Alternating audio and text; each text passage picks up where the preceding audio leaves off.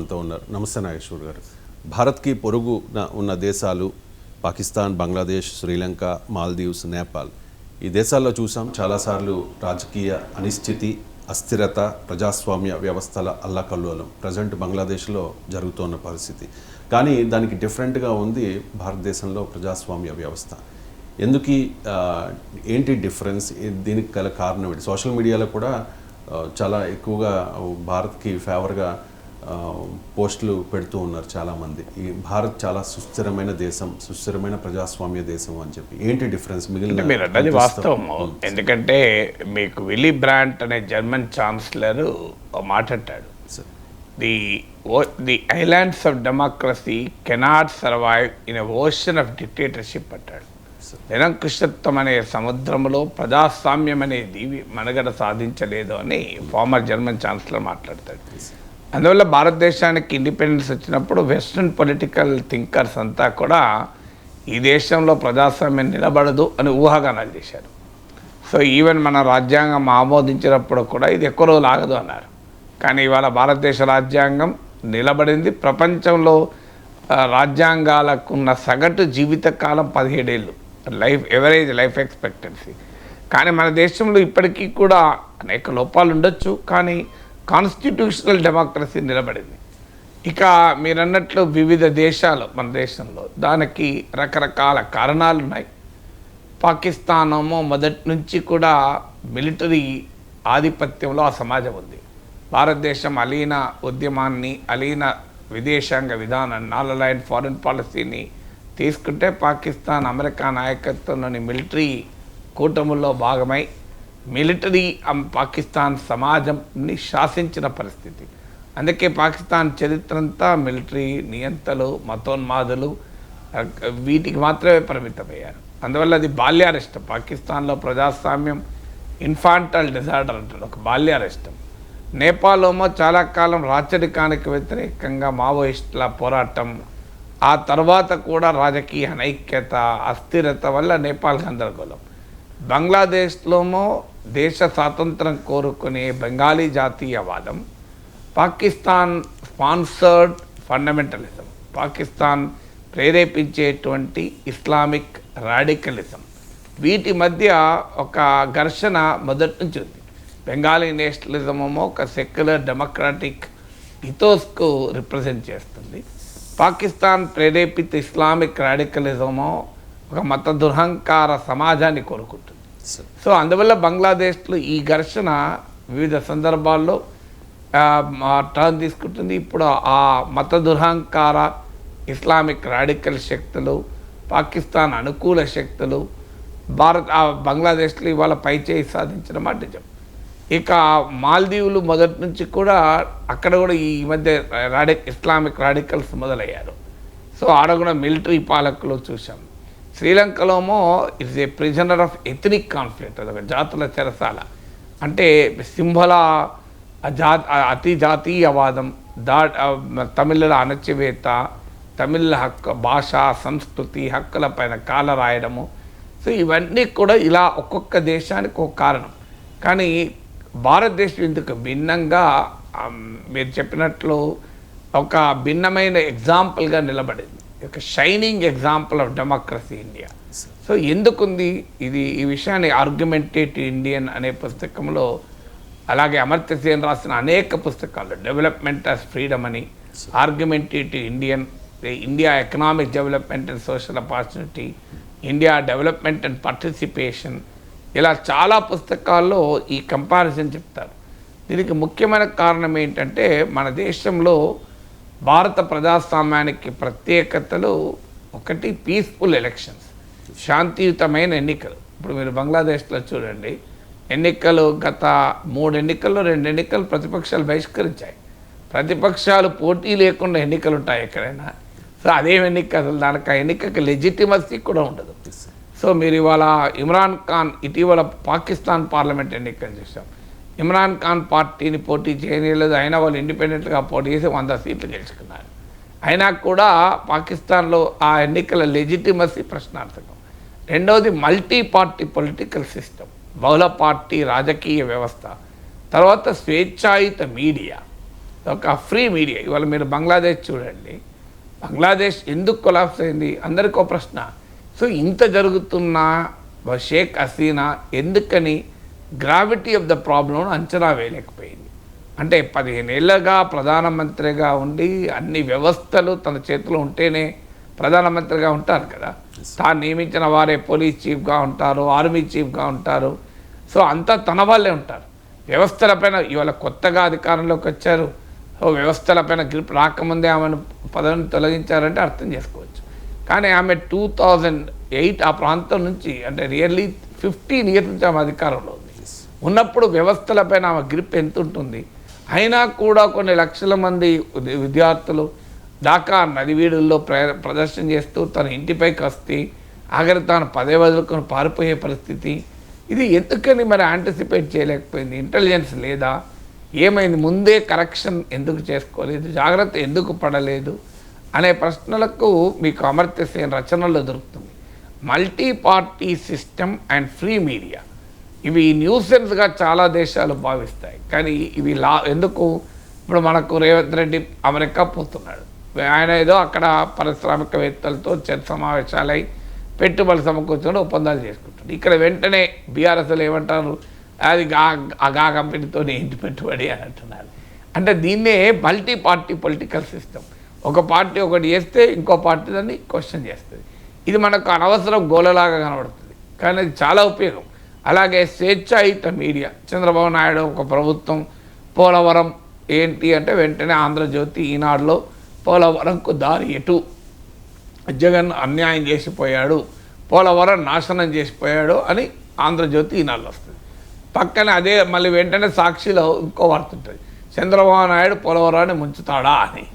So ఇది free media యొక్క character. So ఇది ఇంతవరకు ఫ్రీ పాలిటిక్స్ పొలిటిసైజ్ అయిన మాట మీడియా. కనీసం ఒక పరస్పర విరుద్ధమైన వార్తలు వేసుకోగలడం కూడా ఒక ప్రత్యేకత కదా.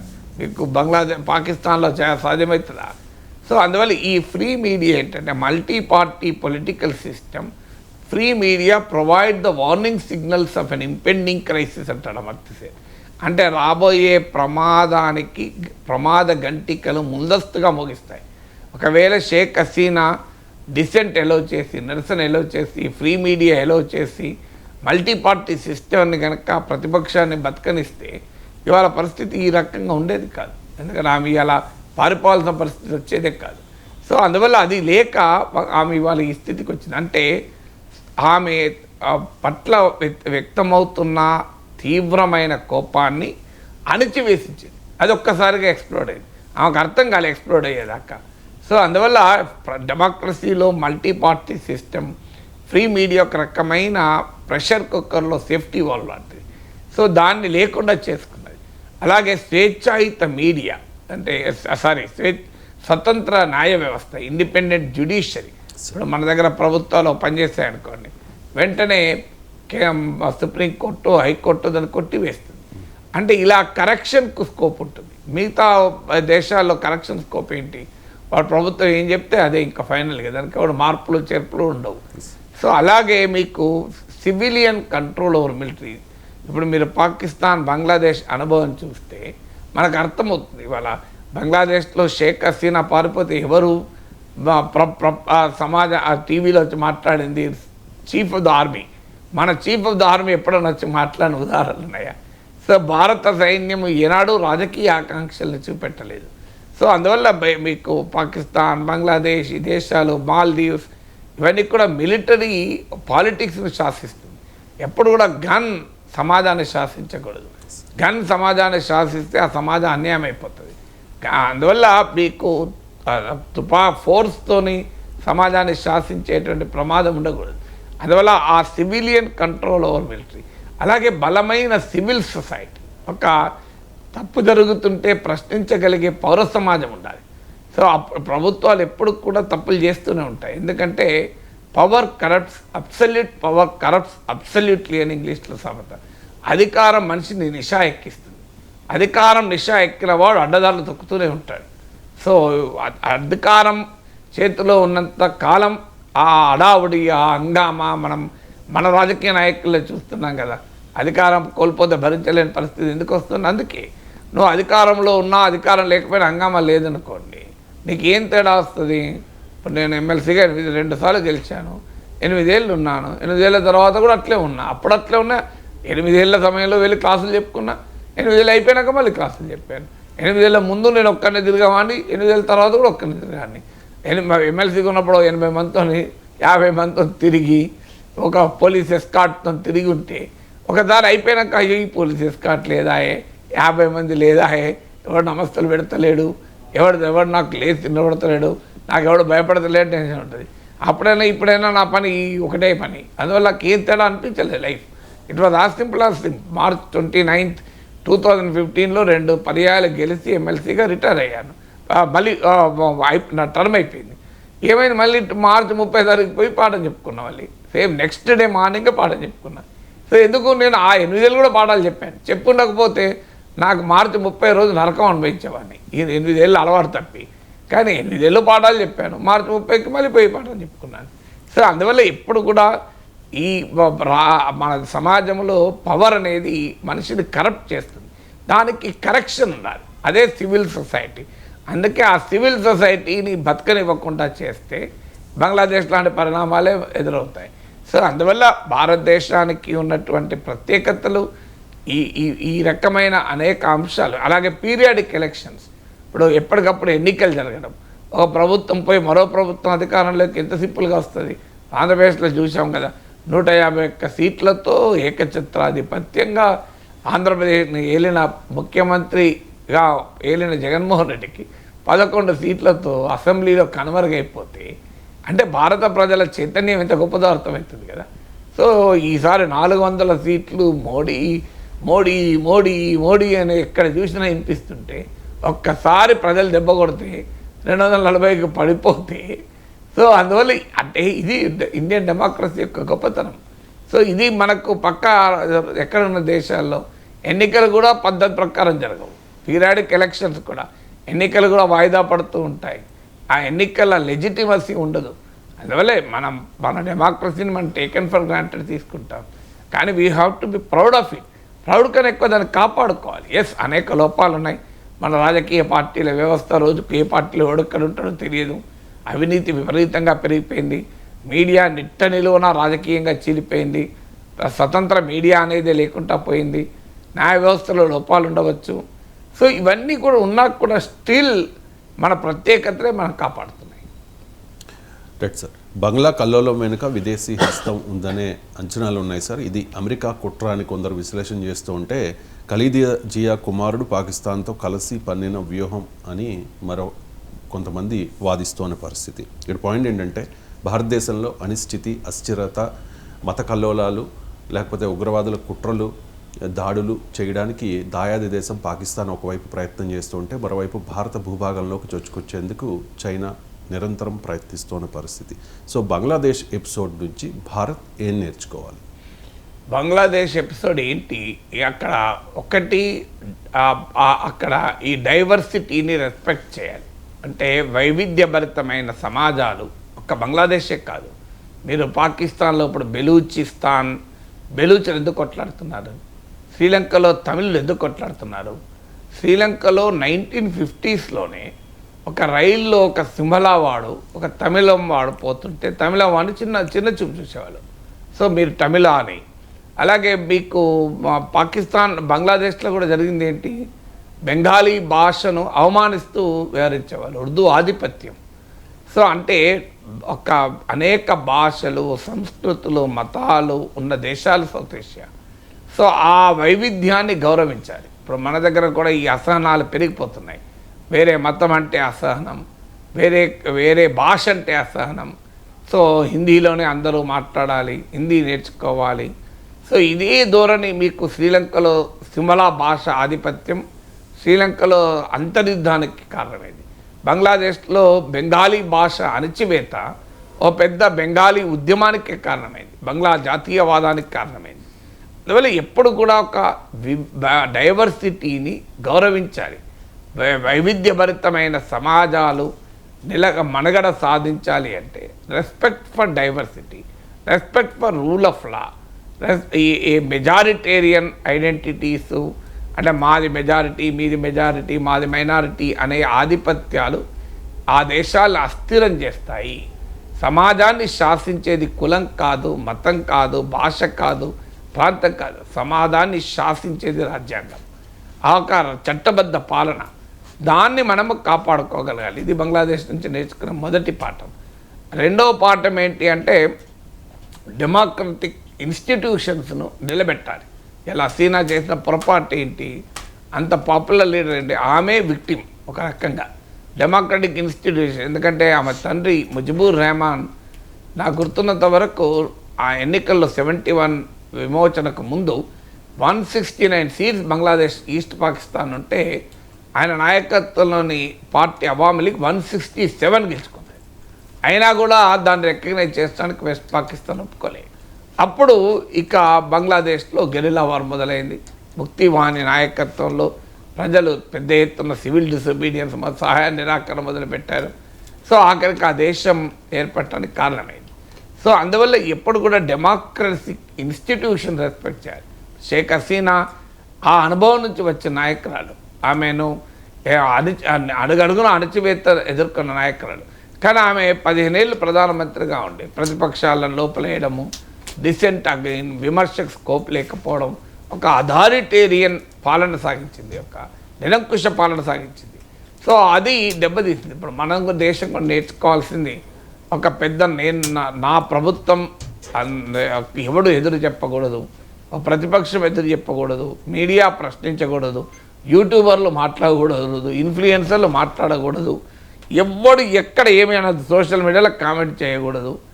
ఇది ఖచ్చితంగా దేశం దెబ్బతింటానికి కారణం. This a recipe for disaster, వినాశానికి దారితీస్తుంది. అందువల్ల డెమోక్రటిక్ ఇన్స్టిట్యూషన్స్ను మనము రెస్పెక్ట్ చేయగలగాలి, డెమోక్రటిక్ ఇన్స్టిట్యూషన్స్ను గౌరవించగలగాలి. ఇప్పుడు షేక్ హసీనా అపోజిషన్ రెస్పెక్ట్ చేసి ఉంటే ఇవాళ ఈ పరిస్థితి వచ్చేది కాదు. కానీ బంగ్లాదేశ్లో ఏనాడు అపోజిషన్ ఎవడు రెస్పెక్ట్ చేయలేదు. ఎవడు అధికారంలో ఉంటే ప్రతిపక్షం జైల్లో ఉండాల్సిందే.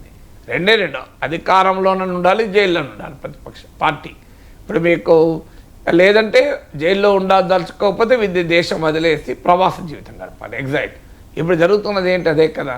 ఇప్పుడు బంగ్లాదేశ్ నేషనలిస్ట్ పార్టీ నాయకురాలు ఖాలిదా జియా జైల్లో ఉన్నారు.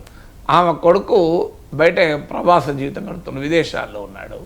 సో అంతకుముందు షేక్ హసీనా ప్రతిపక్షంలో ఉన్నప్పుడు ఆమె విదేశాల్లో తిరుగుతూ ఉంది, దేశంలో ఉంటే జైల్లో ఉన్నది. సో అడుగడుగునా జైల్లో పెట్టడమే లేదా గృహ నిర్బంధం. షేక్ హసీనా గృహ నిర్బంధాన్ని ఎదుర్కొన్నది, ఆ ప్రత్యర్థి ఖాలిదా జియా గృహ నిర్బంధాన్ని ఎదుర్కొన్నారు. తేడా ఏంటి? సో అందువల్ల డెమోక్రటిక్ ఇన్స్టిట్యూషన్స్ను రెస్పెక్ట్ చేయాలి. అందుకే ప్రజలు కూడా చూడండి, ఈ ఎన్నికల్లో స్ట్రాంగ్ లీడర్స్ అనుకున్న వాళ్ళందరినీ ఓడించారు. మీరు ఇటీవల కాలంలో జగన్ నాకు 151 సీట్లు ఉన్నాయి, నేను చిటికేస్తే చంద్రబాబు నాయుడుకు ఎల్ఓపీ పోతుంది, అసలు ఒక ఈగను దోమం చూసినట్టు ప్రతిపక్షం చూశాడు. ఏం జరిగింది వాళ్ళ పరిస్థితి? అసెంబ్లీకి రాలేని స్థితి నుంచి కేసీఆర్ అసలు ఎవరికి అపాయింట్మెంట్ ఇవ్వము, అసలు ప్రగతి భవన్ అడుగు లోపలికి వేయము, ఏ ప్రతిపక్ష నాయకుడికి కలవం, అఖిల పక్షాలు పెట్టం అంటూ వ్యవహరించాడు. ఏమైంది? వాళ్ళు ఎక్కడున్నాడు? ప్రగతి భవన్ ఖాళీ చేసి వెళ్ళాల్సి వచ్చిందా లేదా? నరేంద్ర మోడీ, మోడీ అంటే అసలు విశ్వగురువు, మోడీ ప్రపంచానికే నాయకుడు, భారతదేశం కాదు అవతార పురుషుడు, దైవదూత అన్నారు. ఏమైంది? 63 సీట్లు తగ్గి ఇవాళ ఓడిపోవాల్సింది కాస్త ఒక 10-20 సీట్లు అటు ఇటు అయితే అధికారం పోయేది కదా. 293 ఎన్డీఏకు. ఒక్క జేడీయూ టీడీపీ కనుక ఎన్డీఏలో చేరి ఉండకపోతే కథం ఎన్డీఏ పని బీజేపీ అధికారంలో ఉండేది కాదు. ఇండియా కూటమి కనుక ఈ 2 పార్టీలను అట్రాక్ట్ చేసి ఉంటే టీడీపీని జేడీయూను, ఇలా పరిస్థితి ఏంటి? మోడీ ప్రైమ్ మినిస్టర్ ఉండేవాడు కాదు. ఎవరైనా ఊహించారా 10 ఏళ్ల పాటు మోడీ భారతీయ సమాజాన్ని ఎలా శాసించగలిగాడు? అందువల్ల స్ట్రాంగ్ లీడర్స్ అనుకుంటారు, కానీ they are weak before people అని మర్చిపోతారు. సో ఇప్పుడు హసీనా కూడా 15 ఏళ్ళ అధికారం ఉంది. ఏమైంది ఆఖరికి? ఆమెను మిలిటరీ కాపాడిందా? పోలీస్ కాపాడిందా? ఆఖరికి కొన్ని లక్షల మంది ప్రజలు రోడ్ల మీదకి వచ్చి ఆమె ఇంటిని ముట్టడిస్తా అనంటే, ఇక 45 నిమిషాల్లో నీ ఇల్లు ముట్టడిస్తారంటే ప్యాక్ చేసుకొని తొందరగా అవి ఇవి ఉన్నాయన్నీ సూట్ కేసులు చదువుకొని ఆమె మిలిటరీ విమానం ఎక్కి వెళ్ళిపోవాల్సి వచ్చింది. అంటే ప్రజల ముందు ఎవరు ఎంతటి వాడు కూడా బలవంతుడు కాడు అనేది బంగ్లాదేశ్ పరిణామాలు. మన భారతదేశ ఇటీవల ఎన్నికలు మనకు రుజువు చేస్తున్నాయి. ప్రజలు ఇచ్చిన అధికారంతో పదవులు తెచ్చుకొని మేము ప్రజల కన్నా బలవంతులం అనుకుంటారు నాయకులు. అయ్యా మీకు అధికారం ఇచ్చింది ప్రజలయ్యా అని మర్చిపోరు. అందుకే విజయుడు ఒక్కసారి అధికారం పోయే వరకు మొత్తం డీలా పడిపోతారు. అసెంబ్లీకి జగన్ రాడు, కేసీఆర్ రాడు. బహుశా నీకు బీజేపీ గారు ఓడిపోయాడు, మోడీ కూడా పార్లమెంట్కి వచ్చేవాడు కాదేమో. ఎందుకంటే అధికారం ఉన్నంత కాలం మామూలుగా ఉండదు దర్పం. అధికారం పోయినాక ఇక అసలు కంప్లీట్ అయ్యో పడిపోతారు. సో అందువల్ల ఈ బంగ్లాదేశ్ పరిణామాలు నేర్పేది అంటే అయ్యా మీకన్నా ప్రజలు గొప్పవాళ్ళు, మీకన్నా సమాజం గొప్పది. మీకు నాయకత్వం ఇచ్చింది ప్రజలు, సమాజం. ఎవరైనా మీకైనా నాకైనా ఇప్పుడు నాకు గుర్తింపు వచ్చింది అంటే నా గుర్తింపు ఎలా వస్తుంది? నాకు గుర్తింపు రాలే. కొన్ని వేలాది మంది ప్రజలు, లక్షలాది మంది ప్రజలు నన్ను చూస్తే, నన్ను గౌరవిస్తే, నన్ను అభిమానిస్తే నాకు గౌరవం వస్తుంది. నా బలం ఎక్కడుంది? నా బలం నా తెలివిలో లేదు. నా బలం నన్ను అభిమానించే జనంలో ఉంది. సో అందువల్ల ఎవరికైనా అంటే మీకు పబ్లిక్ లైఫ్ అంట, to be in public life itself is in power. KCR అసెంబ్లీలో రోజు ఈ మాట అన్నాడు, చాలా మంచి మాట.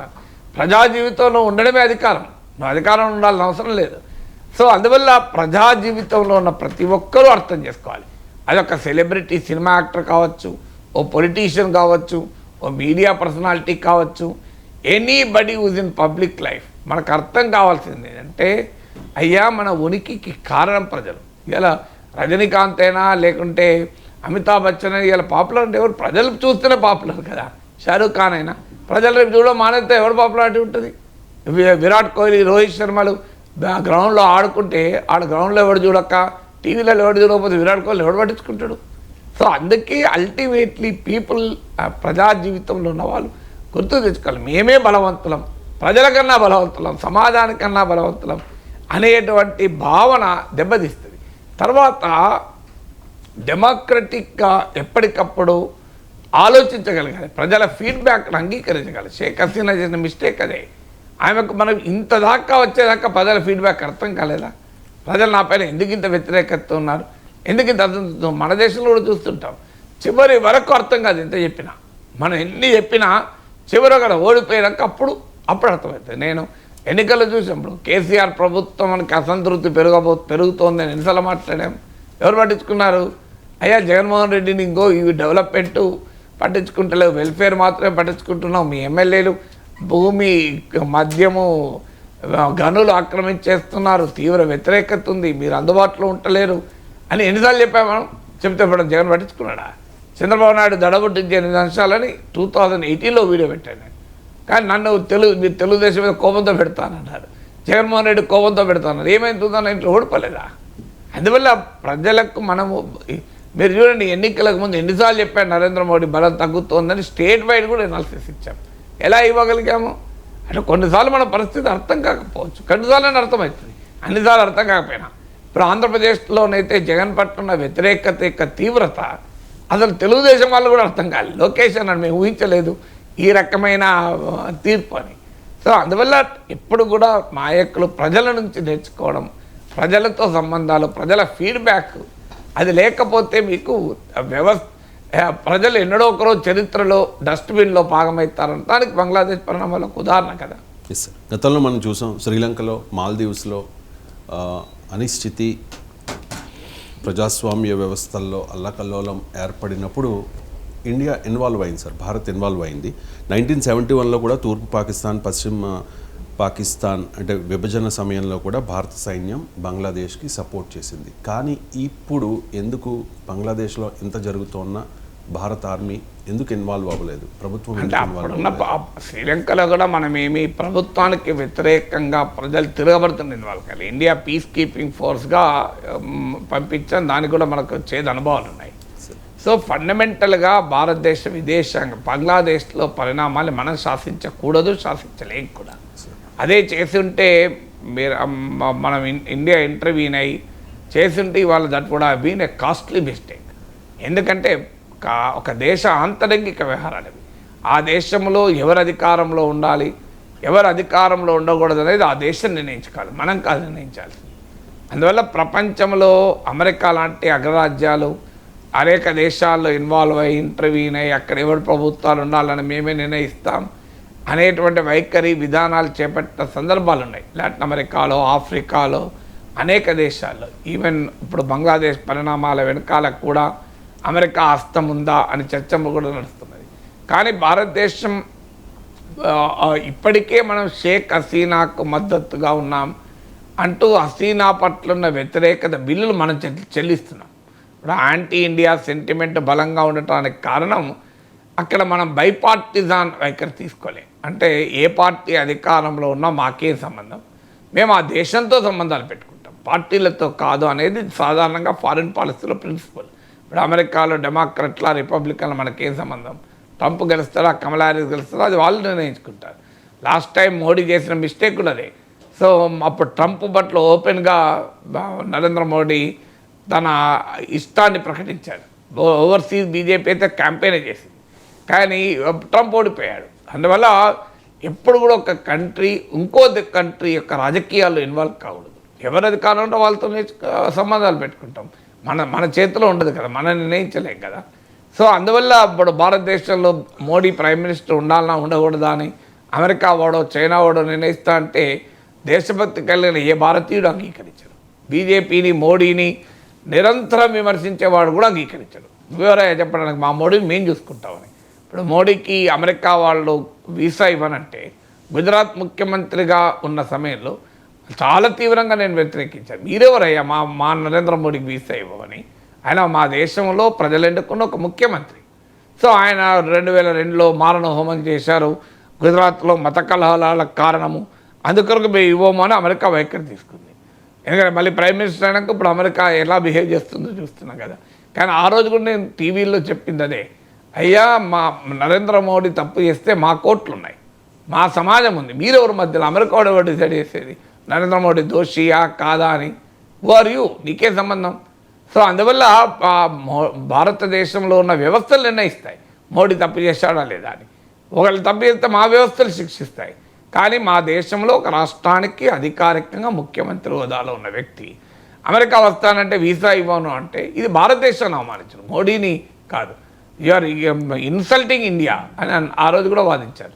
అందువల్ల ఎప్పుడు కూడా మనము ఒక దేశ మన దేశ ఆంతరంగిక వ్యవహారాల్లో ఇంకోరు జోక్యం చేసుకోవాలని కోరుకోకూడదు, మనము వేరే దేశ ఆంతరంగిక వ్యవహారాల్లో జోక్యం చేసుకోకూడదు. ఇప్పుడు మాల్దీవులో జరిగింది అదే, మనం జోక్యం చేసుకున్నాం. ఇవాళ పరిస్థితి ఏంటి? మనం గతంలో ఒక ప్రెసిడెంట్కు అబ్దుల్ కయ్యూమ్ అనుకుంటాను, ప్రెసిడెంట్ ఇబ్బందుల్లో ఉంటే మన సైన్యం వెళ్ళింది, అండదండలతోనే నిలబడ్డాడు. ఇవాళ పరిస్థితిని మాల్దీవులు అడుగడుగునా భారత వ్యతిరేకత. ఇప్పుడు president Mohamed Muizzu India out అనే ఒక క్యాంపెయిన్ నడిపితే అక్కడ ఆయన గెలిచారు. సో అందువల్ల ఇప్పుడు శ్రీలంకలో జరిగింది ఏంటి? శ్రీలంకలో అన్నా మనకు తమిళ్స్ ఉండడం వల్ల కొంత రియాక్ట్ అయ్యారు. సో అక్కడ ఏం జరిగింది? మనం ఇండియన్ పీస్ కీపింగ్ ఫోర్స్ పంపాం. సో దానివల్ల శ్రీలంకలో పట్ల భారత వ్యతిరేకత పెరిగింది తప్ప తగ్గలేదు. సో అందువల్ల ఎప్పుడు కూడా ఆ దేశ అక్కడ దానికి డిప్లొమాటిక్గా రకరకాలుగా ఇప్పుడు బంగ్లాదేశ్లో ఉన్న భారతీయుల రక్షణ కొరకు, మైనార్టీల రక్షణ కొరకు మనం డెఫినెట్గా నిలబడాలి. అది మానవ హక్కుల సమస్య. బంగ్లాదేశ్లో హిందువులను ఊచకోతకు వస్తానని మనం చూస్తూ ఉండలేం కదా. కానీ దానికి పరిష్కారం మన సైన్యం పోవడం కాదు, దానికి పరిష్కారం ఇంటర్నేషనల్గా ఒత్తిడి తేవడం, డిప్లొమాటిక్ ఛానల్లో ఆ జాగ్రత్తలు పడడం, బంగ్లాదేశ్లో ఉన్న అధికార వ్యవస్థలతో మాట్లాడడం, ఇది పరిష్కారమే తప్ప మేము సైన్యం పంపించి కాపాడుకుంటామంటే అది ప్రాక్టికల్గా సాధ్యం కాదు. అది 71 హిస్టారికల్ సిచ్యువేషన్ వేరు. అక్కడ ప్రజలందరూ పోరాడుతున్నారు. ఆ పోరాడుతున్న ప్రజలకు మనం మద్దతుగా వెళ్ళాం. ఇప్పుడు ప్రజలేమో హసీనాకు వ్యతిరేకంగా తిరగబడుతుంటే మనం హసీనాకు మద్దతుగా వెళ్తే మనం ఎవరిపైన పోరాడాలి? బంగ్లాదేశ్ మిలిటరీ పోలీసే ఆ ప్రజలపైన మేము కాల్పులు జరపమన్నారు. వెళ్ళి భారత సైన్యం వెళ్ళి కాల్పులు జరుపుతాం, మనకేం పర్లేదా? అందువల్ల ఖచ్చితంగా ఆ రకమైన సిచ్యువేషన్ ఇప్పుడు లేదు, ఉండదు కూడా. Right sir. ఇక ఏపీ పాలిటిక్స్ విషయానికి వస్తే జగన్మోహన్ రెడ్డి తన భద్రత విషయంలో హైకోర్టులో ఒక పిటిషన్ వేశారు. తనకు ఇంతకుముందు ఎటువంటి భద్రత ఉందో అదే భద్రతను కొనసాగించండి, తనకు థ్రెట్ ఉంది అని చెప్పేసి. దాంతోపాటు ప్రతిపక్ష హోదా విషయంలో కూడా ఒక పిటిషన్ వేశారు. టీడీపీ అధికారంలోకి వచ్చిన తర్వాత జరిగిన దాడుల్లో గాయపడిన వారిని పరామర్శిస్తూ ఉన్నారు. జగన్మోహన్ రెడ్డి ఎప్పుడు కూడా తాను, తన పార్టీ, తన కార్యకర్తలు ఈ పరిధిని దాటి ఎందుకు బయటికి వెళ్ళలేకపోతూ ఉన్నారు అంటే తన పార్టీ కార్యకర్తలన్నా కూడా అర్థం చేసుకోవచ్చు, ఎందుకంటే పార్టీని కాపాడుకోవాలి కనుక అది కొంతవరకు యాక్సెప్టబుల్. ఇప్పటికిప్పుడే ప్రభుత్వం పైన పోరాటాలు చేసే దానికి సమయం కాదు. ఇంకా ప్రజలు నిన్నగాక మన అధికారంలోకి వచ్చిన ప్రభుత్వాన్ని ఇది చేయలేదు అంటే యాక్సెప్ట్ చేయరు. మనం అనేక సార్లు మాట్లాడినప్పుడు నేను చెప్పేది అదే, 6 నెలలన్న ప్రభుత్వం టైం ఇవ్వకుండా నువ్వు విమర్శిస్తే అది ప్రజలు యాక్సెప్ట్ చేయరు, న్యాయం కూడా కాదు. 6 నెలలు దాటాక okay, you can start asking questions, ఎందుకు జరగలేదు. ఇప్పుడు తెలంగాణ ప్రభుత్వాన్ని అడుగుతున్నా, అయ్యా మరి నువ్వు 2 లక్షల ఉద్యోగాలు ఇస్తానన్నావు, ఏమైంది అని. కానీ 2 నెలలకి ఇప్పుడు మీరు 20 లక్షల ఉద్యోగాలు ఇస్తామని టీడీపీ చెప్పింది. అంటే సంవత్సరానికి 4 లక్షలు, సంవత్సరానికి 4 లక్షలు కనుక మీకు నెలకు 30,000, నెలకు నెలకు 30,000 దాకా అవుతుంది.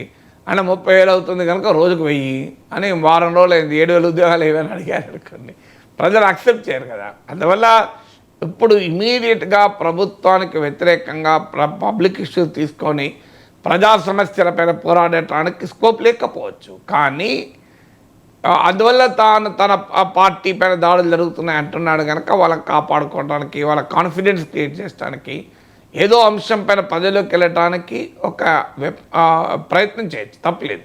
కానీ జగన్మోహన్ రెడ్డి చేస్తున్న పెద్ద పొరపాట్లు మీరు అన్నట్లు ఆయన స్టేటస్ గురించి ఆయన పడుతున్న ఆందోళన. So leader of the opposition, నేను నా ఆర్గ్యుమెంట్లో అనేక సార్లు చెప్పాను, జగన్మోహన్ రెడ్డి 10% లేకపోయినా తనకు లీడర్ ఆఫ్ ద అపోజిషన్ కావాలి అని అంటున్నాడు. ఆ మాట అనే హక్కు నాకుంది కానీ జగన్కి లేదు.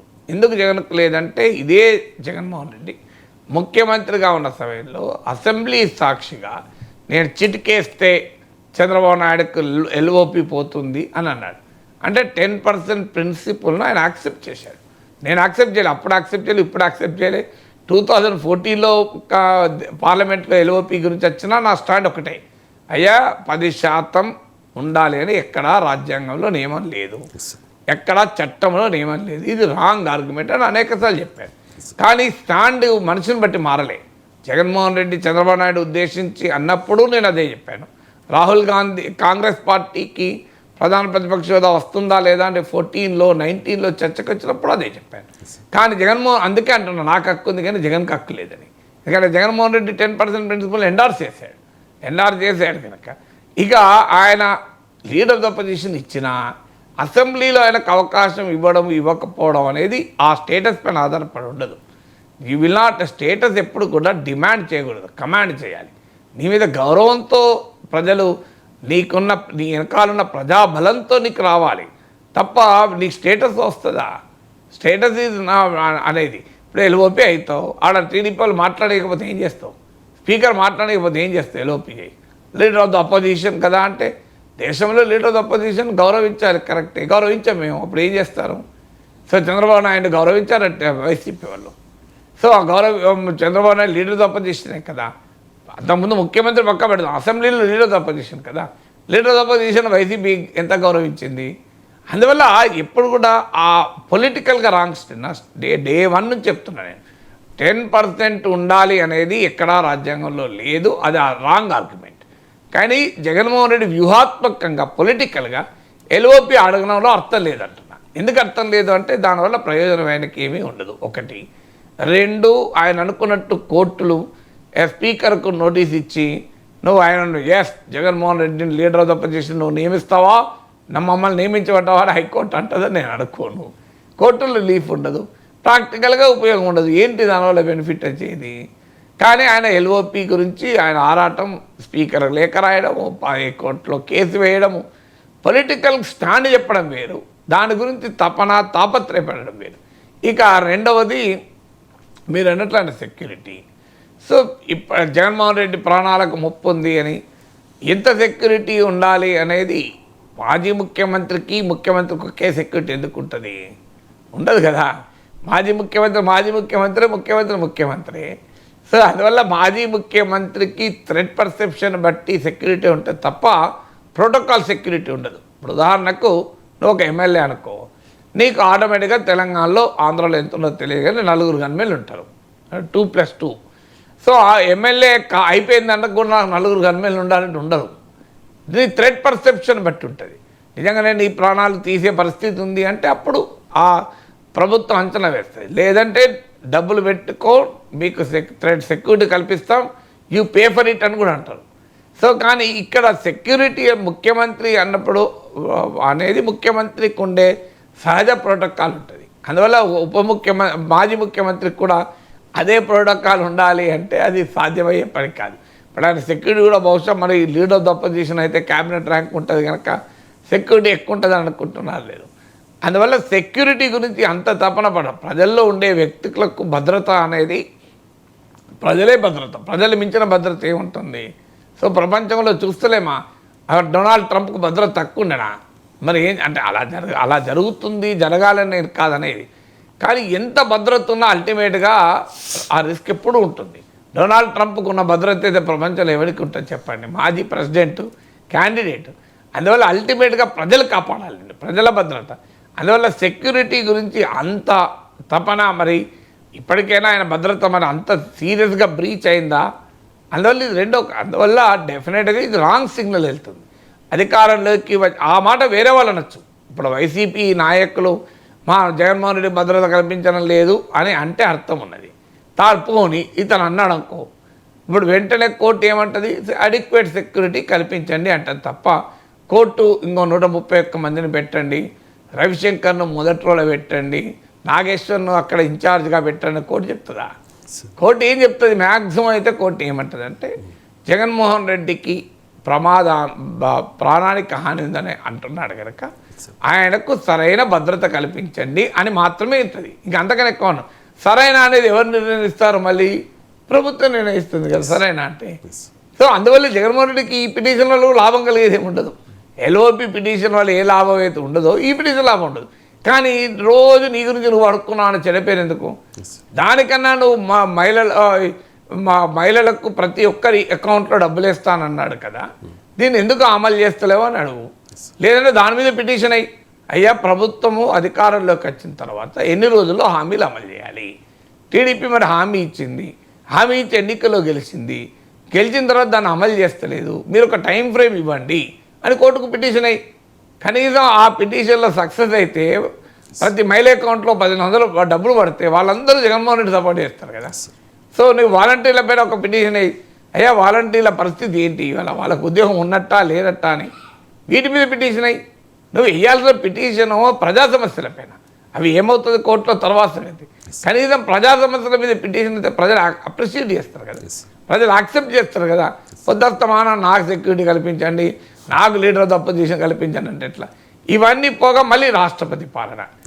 నిన్నగాక మొన్న ప్రభుత్వం అధికారంలోకి వస్తే ఆ ప్రభుత్వం తొలగించు, రాష్ట్రపతి పాలన పెట్టండి. ఎందుకు పెడతారండి? ఎవరు పెడతారు? అది సార్ రాష్ట్రపతి పాలనకు సంబంధించిన బయట ఉంది. ఒకసారి జగన్మోహన్ రెడ్డి ఏమన్నారు విందాం. ప్రధానమంత్రి అపాయింట్మెంట్ను, హోంమంత్రి అపాయింట్మెంటు, ప్రెసిడెంట్ గారి అపాయింట్మెంటు, వీళ్ళ ముగ్గురు అపాయింట్మెంట్ కూడా అడగడం జరుగుతూ ఉంది. వీళ్ళ ముగ్గురిని కూడా కలిసే కార్యక్రమం కూడా జరుగుతుంది. వాళ్ళ అపాయింట్మెంట్లు ఇస్తే వాళ్ళని కూడా కలిసే కార్యక్రమం జరుగుతుంది. జరిగి వీళ్ళందరినీ కూడా రాష్ట్రంలో జరుగుతూ ఉన్న దిగజారిన పరిస్థితులను ఎక్స్ప్లెయిన్ చేసి రాష్ట్రంలో ప్రెసిడెంట్ రూల్ పెట్టాల్సిన అవసరం ఎంత ఉంది అని చెప్పి కూడా గట్టిగా వాళ్ళ దృష్టికి తీసుకొని పోవడం కూడా జరుగుతుంది. హోంమంత్రి అపాయింట్మెంట్ 2 నెలల్లోనే ప్రజల్లో వ్యతిరేకత పెరిగిపోయింది, జనాగ్రహాన్ని తట్టుకోలేరు, కాబట్టి రాష్ట్రపతి పాలన పెట్టాలని మేము డిమాండ్ చేస్తున్నాము అని చెప్పి. అంటే ఫండమెంటల్ పాయింట్ రాష్ట్రపతి పాలన ఎప్పుడు పెడతారు, ఏది పెడతారు రాజ్యాంగం ఒకసారి చదివితే అర్థమవుతుంది. రాష్ట్రపతి పాలన నీ కోపాస్తి పెట్టరు, నాకు కోపాస్తి పెట్టరు. రాష్ట్రపతి పాలన ల్యాండ్ ఆర్డర్ ప్రాబ్లమ్స్ కూడా పెట్టరు. సో దిగజారిన పరిస్థితులు ఉన్నాయి కనుక పెట్టాలి అంటున్నారు. రాష్ట్రపతి పాలన article 356 of the constitution of India, దీనిపైన రాజ్యాంగంలో కూడా బాగా చర్చ జరిగింది. మహనీయులు అంబేద్కర్ మాట అంటాడు, this is an emergency provision, I hope it will be a dead article in the constitution of India అంటాడు. ఇది నిర్జీవంగా ఉండే అధికరణగా మిగిలిపోతుందని ఆశిస్తున్నాను అంటాడు. కానీ అది భారతదేశంలో 100 సార్లకు పైగా దుర్వినియోగం జరిగింది. తర్వాత సుప్రీంకోర్టు ఎస్ఆర్ బొమ్మాయి కేసులో చారిత్రాత్మకమైన తీర్పు చెప్పి ఈ దుర్వినియోగానికి అడ్డుకట్టేసింది. సో ఇప్పుడు రాష్ట్రపతి పాలన అంటే ఏంటి? రాష్ట్రపతి పాలన Jaganmohan Reddy home minister letter ఇస్తే రాష్ట్రపతి పాలన పెట్టరు. ఇప్పుడు రాజ్యాన్ని president, prime minister, home minister appointment కొడిగిన రాష్ట్రపతి పాలన పెట్టు అంటే హోమ్ మినిస్టర్ వెంటనే ఒక జీవో ఇష్యూ చేస్తే రాష్ట్రపతి పాలన రాదు. సో రాష్ట్రపతి పాలన పెట్టమని కూడా బహుశా ఎప్పుడైనా పిటిషన్ వేస్తారేమో జగన్ నా అంచనా. పిటిషన్ వేసి కోర్టును అడుగుతాడేమో, మీరు చంద్రబాబు నాయుడు ప్రభుత్వం రద్దు చేసి రాష్ట్రపతి పాలన పెట్టండి అని. కోర్టులు కాదు డిసైడ్ చేయాల్సింది, కోర్టులు ఎప్పుడు రాష్ట్రపతి పాలన పెట్టవు. కానీ ఇప్పుడు జగన్మోహన్ రెడ్డి సరళి చూస్తుంటే బహుశా రేపో మాపో రాష్ట్రపతి పాలన పెట్టండి అని కూడా కోర్టుకు పోయినా ఆశ్చర్యపడాల్సిందైతే లేదు పిటిషన్. సో రాజ్యాంగంలో ఉన్న ప్రిన్సిపల్ ఏంటి? Break down of the constitutional machinery. అంటే రాజ్యాంగపరంగా వ్యవస్థ రాష్ట్రంలో పనిచేయలేని పరిస్థితి ఉంటే గవర్నర్ ఒక నివేదిక పంపితే ఆ నివేదిక ఆధారంగా కేంద్ర క్యాబినెట్ భారత రాష్ట్రపతికి సలహా ఇస్తే అప్పుడు రాష్ట్రపతి పాలన పెడతాడు. సుప్రీంకోర్టు ఎస్ఆర్ బొమ్మాయి కేసులో ఇచ్చిన తీర్పులో ఏమైందంటే ఈ గవర్నర్ ఇచ్చే నివేదిక రాజ్యాంగబద్ధత కూడా మేము ప్రశ్నిస్తామన్నారు. The material on which the cabinet advise to the president of India, దాన్ని కూడా the constitutional validity of that material will be subject to judicial review అన్నది. అంటే గవర్నర్ ఏదో పంపిస్తే వెంటనే రాష్ట్రపతి పాలన పెట్టడానికి వీల్లేదు, పెడితే కోర్టులు ఊరుకోవు. సో అందువల్ల రాష్ట్రపతి పాలన break down of constitutional machinery. Law and order ఎక్కడా లేదు. అందువల్ల చిదురుముదురు శాంతి భద్రతల ఘటనలకు ప్రభుత్వాలనే రద్దు చేసుకుంటూ పోతే ఈ దేశంలో ప్రభుత్వమే ఉండదు. ఇప్పుడు అమెరికాలో ట్రంప్ పైన దాడి జరిగింది, బైడెన్ ప్రభుత్వం రద్దయిందా? బైడెన్ ప్రభుత్వం రద్దు కావాలి, ఎందుకంటే అంత పెద్ద దాడి జరిగింది, మామూలు దాడి కాదు కదా అది. ఒక రాష్ట్రపతిగా అధ్యక్షుడిగా పనిచేసిన వ్యక్తి పైన, అధ్యక్షుడిగా పోటీ చేస్తున్న వ్యక్తి పైన మీకు కాల్పులు జరిపారు, మరి బైడెన్ ప్రభుత్వం తొలగించారు కదా. సో అందువల్ల ఇలా దాడులు జరిగినప్పుడల్లా, శాంతి భద్రత సమస్యలు వచ్చినప్పుడల్లా ప్రభుత్వాలు తొలగించుకుంటూ పోరు. అందువల్ల it is constitutionally not a valid argument. పోనీ రెండోది పొలిటికల్గా సాధ్యమా? అధికారంలో రాష్ట్రంలో ఉన్నది ఎన్డీఏ, కేంద్రంలో ఉన్నది ఎన్డీఏ, బీజేపీ టీడీపీ మిత్రపక్షాలు. టీడీపీ మద్దతు ఇప్పుడు మోడీకి చాలా కీలకం. ఈ సమయంలో జగన్ చెప్తే నీకు చంద్రబాబు నాయుడు ప్రభుత్వం డిస్మిస్ మోడీ చేస్తాడా? పొలిటికల్గా సాధ్యం కాదు. పోనీ మూడవది ప్రాక్టికల్గా చెప్పండి నాకు, మీకు ఇప్పుడు ఒక రాష్ట్రపతి పాలన పెడితే ఎవరు పాలిస్తారు? మళ్ళీ ఎన్డీఏ పాలనే కదా. అసలు ఆయన అనుకున్నది చంద్రబాబు నాయుడు ఉండడు కదా అని. రాష్ట్రపతి ఆ పాలన పెట్టి అసెంబ్లీ రద్దు చేస్తారా? 164 మంది మద్దతు ఎమ్మెల్యేలు గెలుచుకున్న ప్రభుత్వాన్ని ఎవరు నిర్ణయించాలి? ప్రజల్లో బలం పోయిందని అంటే వెంటనే జగన్మోహన్ రెడ్డి అడిగాడు కనుక ఎన్నికలు పెట్టి మళ్ళీ ఎన్నికలు పడితే జగన్ వస్తాడన్న గ్యారెంటీ ఉందా? ఇదా 174 పోతాయేమో. సో అందువల్ల ఏ రకంగా పొలిటికల్గా చూసినా, కాన్స్టిట్యూషనల్గా చూసినా, ప్రాక్టికల్గా చూసినా అర్థం లేని డిమాండ్ రాష్ట్రపతి పాలనని. ఎందుకు అడుగుతున్నాడో తెలియదు, ఎవరు అడ్వైజ్ చేస్తున్నారో తెలియదు. అడగాల్సింది right to life is the fundamental right, జీవించే హక్కు ప్రాథమిక హక్కు. మా పార్టీ కార్యకర్తల పైన దాడులు జరుగుతున్నాయి, డిఫెండ్ దెమ్. అది కానీ రాష్ట్రపతి పాలనలు అడగడం కాదు కదా. రాష్ట్రపతి పాలన అనేది ఒక రాజకీయ డిమాండే కాదు, ప్రజల డిమాండ్లు వదిలేసి తన స్వీయ మానసిక దృక్పథంతో జగన్మోహన్ రెడ్డి డిమాండ్లు పెడుతున్నాడు. సో రాష్ట్రపతి పాలనకి ఇలా ప్రజల డిమాండ్ ఉందా? చంద్రబాబు నాయుడు ప్రభుత్వం పైన ఎక్కడైనా వేల సంఖ్యలో జనం రోడ్ల మీదకి వచ్చి ఈ ప్రభుత్వాన్ని తొలగించని పిలిపిస్తున్నారా? ఎప్పుడు కూడా ఒక రాజకీయ పార్టీ, ఒక రాజకీయ నాయకుడు ప్రజల డిమాండ్ తన డిమాండ్గా మార్చుకోవాలి. ఇలా ప్రజలు జగన్మోహన్ రెడ్డి భద్రత కావాలంటే పోరాటాలకు వస్తానరా? ఇవాళ ప్రజలు జగన్మోహన్ రెడ్డికి లీడర్ తప్ప స్టేటస్ ఎందుకు ఇవ్వలేదు అంటున్నారా? అయ్యా, ఆస్క్ ఫర్ పీపుల్స్ డిమాండ్స్. ఈ పొలిటికల్ డిమాండ్స్ ఏంటి? విచిత్రమైన డిమాండ్. అంటే తాను తన రాజకీయ అవసరాల కోసం డిమాండ్ పెట్టడం కాదు, ప్రజల అవసరాలకు డిమాండ్లు పెట్టండి. 20 లక్షల ఉద్యోగాలు అడగండి, మహిళల అకౌంట్లో డబ్బులు ఇస్తారన్నారు కదా అడగండి, నిరుద్యోగ భృతి అడగండి. సో అదైనా సమయం ఇచ్చి అడగండి, అప్పుడు ప్రజలు ఆహ్వానిస్తారు కదా. Right sir, thank you so much sir.